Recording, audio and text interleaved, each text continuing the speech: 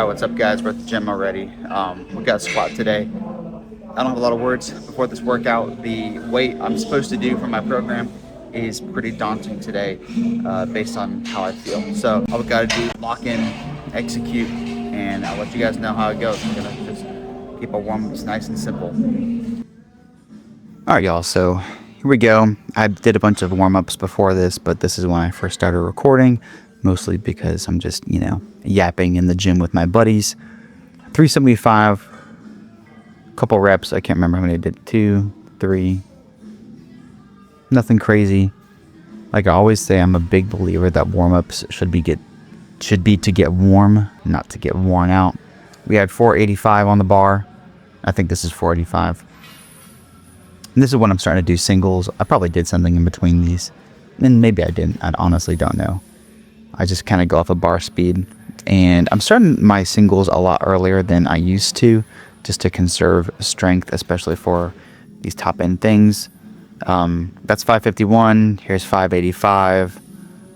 Pretty big jumps. But like I said, I came into this feeling nervous, and the bar speed just kind of showed otherwise.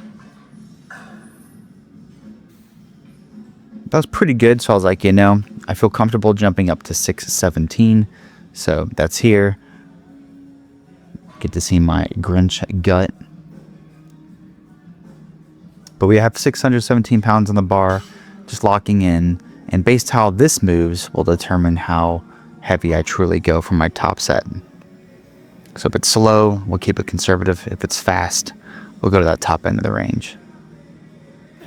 As you can tell, that moved better than 585. And that's just probably because I locked in a little bit better, was more in tune. So we added 650 pounds to the bar, and that moved barely slower than 617. But I didn't want to get greedy. We went ahead and racked it.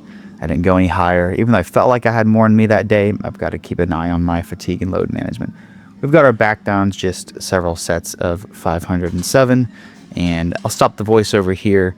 I just did I think 3 sets of 4 on this or whatever. Maybe I forgot to film a set, but you get the idea. Just a lot of back downs, and honestly, I think I had to go home after this. I'm not even sure if I did particularly any accessories, because already in the gym for a while, and well, I do have accessories in my program. Sometimes I just gotta get out and move on with my life. Call it good fatigue load management, call it laziness.